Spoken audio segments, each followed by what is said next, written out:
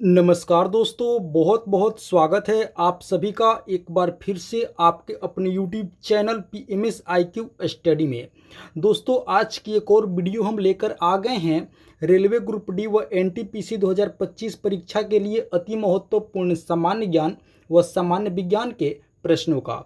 दोस्तों, सभी प्रश्न सिलेक्टिवली होंगे, एग्जाम ओरिएंटेड होंगे, अतः आप सभी से एक रिक्वेस्ट करूंगा कि इस वीडियो को आप लोग अंत तक जरूर देखें, सभी प्रश्नों को अच्छे से समझें।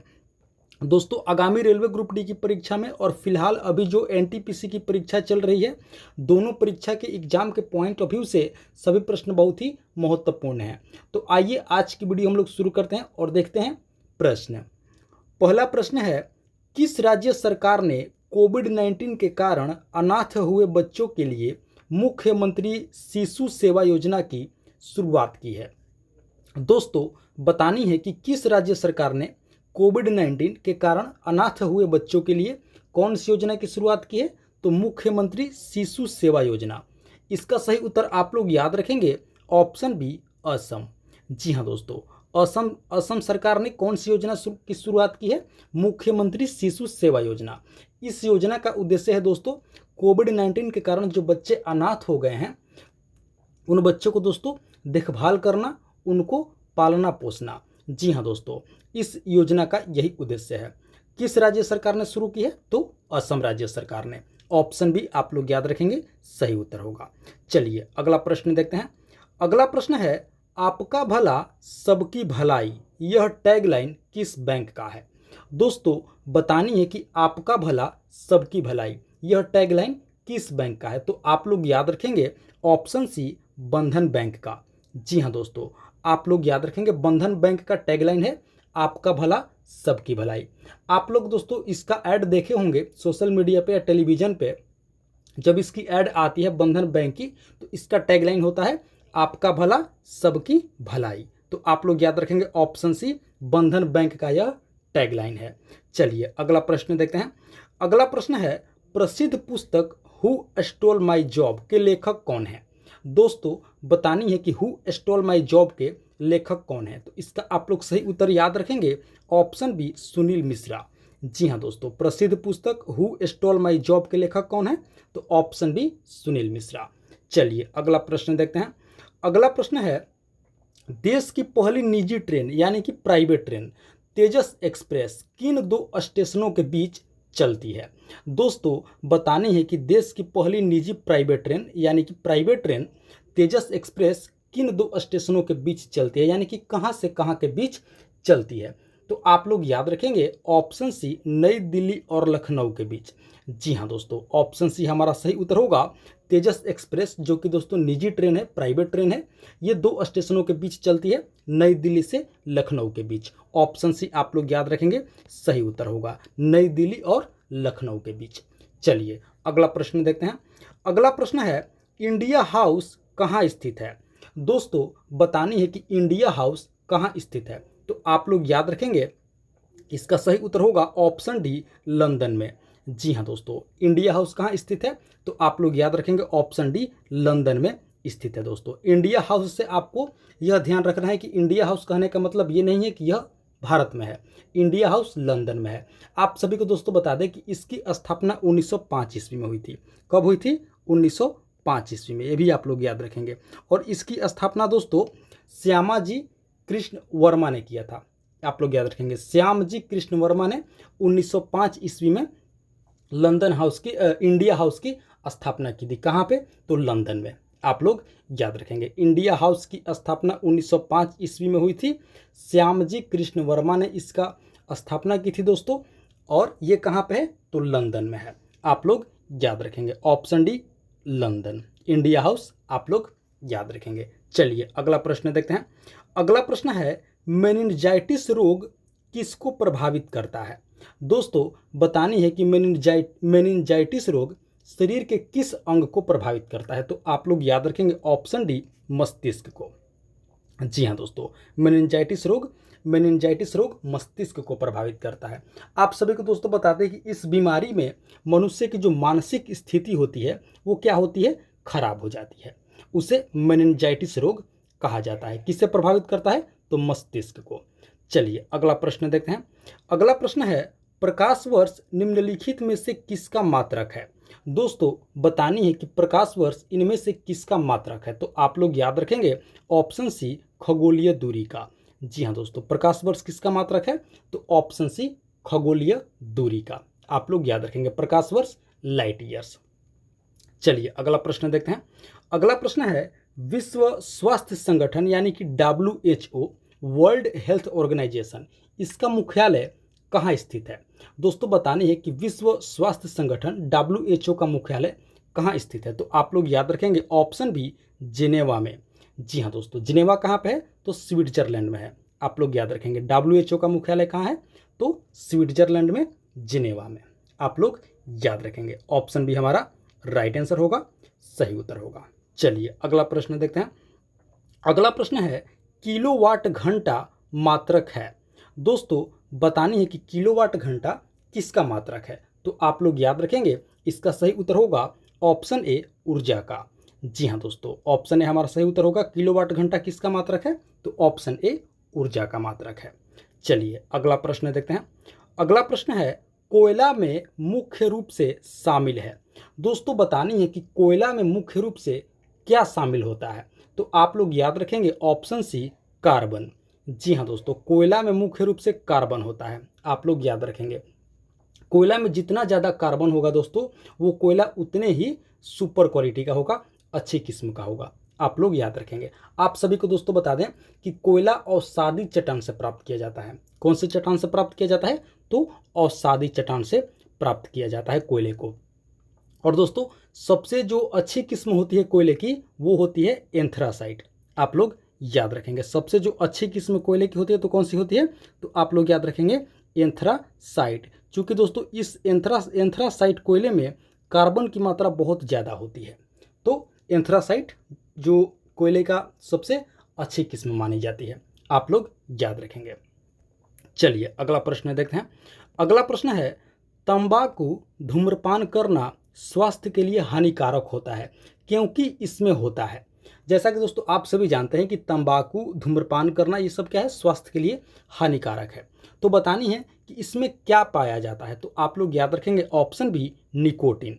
जी हाँ दोस्तों, धूम्रपान जो तंबाकू दोस्तों धूम्रपान करते हैं लोग, वो स्वास्थ्य के लिए क्या होता है? हानिकारक होता है। और इसमें क्या पाया जाता है? तो ऑप्शन बी निकोटीन पाया जाता है। आप लोग याद रखेंगे तंबाकू में निकोटीन पाया जाता है। चलिए अगला प्रश्न देखते हैं। अगला प्रश्न है, विश्व खाद्य दिवस किस दिन मनाया जाता है?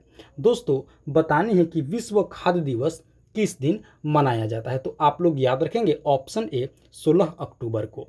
जी हाँ दोस्तों, विश्व खाद्य दिवस कब मनाया जाता है, किस दिन मनाया जाता है? तो आप लोग याद रखेंगे 16 अक्टूबर को मनाया जाता है विश्व खाद्य दिवस। चलिए अगला प्रश्न देखते हैं।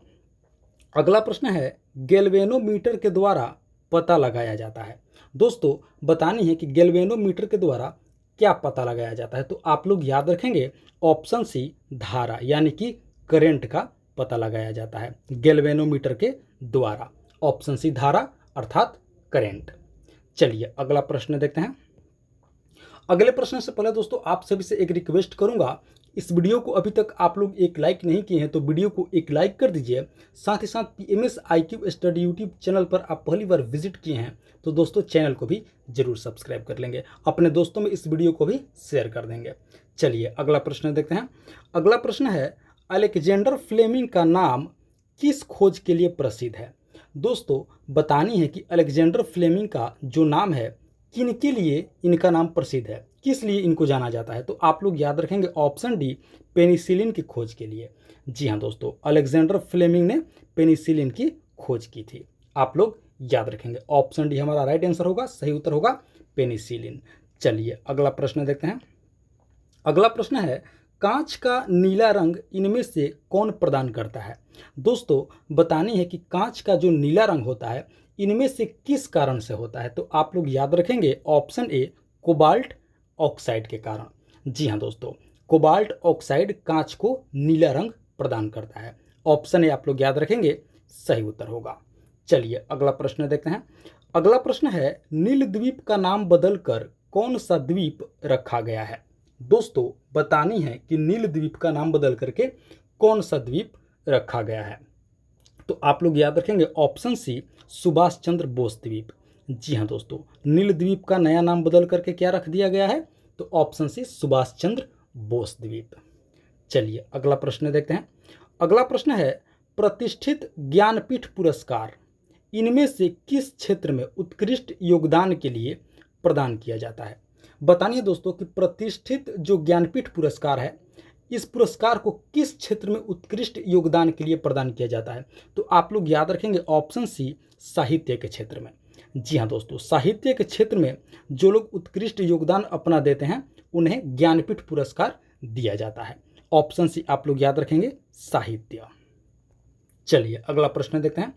अगला प्रश्न है भारत के किस पड़ोसी देश ने भारतीय सैनिकों के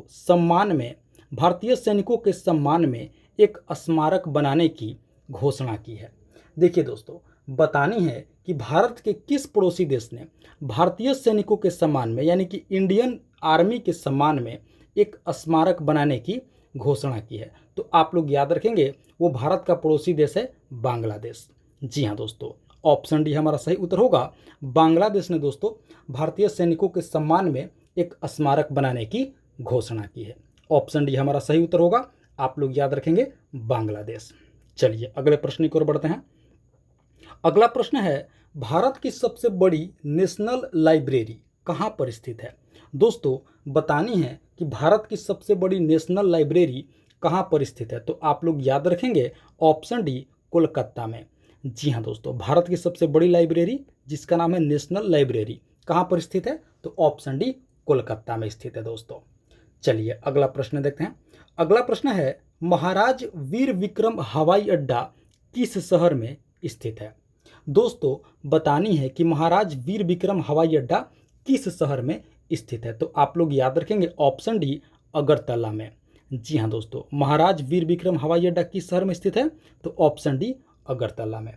चलिए दोस्तों, आप लोग हमें कमेंट करके बताइए कि अगरतला किस भारतीय राज्य की राजधानी है? इसका जवाब आप लोग हमें कमेंट करके जरूर बताएंगे। अगरतला किस राज्य की राजधानी है? और महाराज वीर विक्रम हवाई अड्डा आप लोग याद रखेंगे ये अगरतला में ही स्थित है। ऑप्शन डी आप लोग याद रखेंगे। चलिए अगला प्रश्न देखते हैं। अगला प्रश्न है अप्रैल 2020 में किस देश की सरकार ने नाबालिगों द्वारा किए गए अपराधों के लिए मौत की सजा को समाप्त करने की घोषणा की है? दोस्तों बतानी है कि अप्रैल 2020 में किस देश की सरकार ने नाबालिगों द्वारा यानी कि जो दोस्तों नाबालिग होते हैं उनके द्वारा किए गए अपराधों के लिए जो मौत की सज़ा थी उस सज़ा को समाप्त करने की घोषणा की है? तो आप लोग याद रखेंगे उस देश का नाम ऑप्शन बी सऊदी अरब। जी हाँ दोस्तों, सऊदी अरब ने अप्रैल 2020 में आप लोग याद रखेंगे अप्रैल 2020 में दोस्तों सऊदी अरब ने नाबालिगों द्वारा किए गए अपराधों के लिए जो मौत की सज़ा थी दोस्तों उसको समाप्त करने की घोषणा की है अप्रैल 2020 से। आप लोग याद रखेंगे ऑप्शन बी सऊदी अरब। चलिए अगला प्रश्न देखते हैं। अगला प्रश्न है फलों के मीठे स्वाद का कारण है? दोस्तों बतानी है कि जो फलों का मीठा स्वाद होता है वो किस कारण से होता है? तो आप लोग याद रखेंगे ऑप्शन ए फ्रक्टोज के कारण।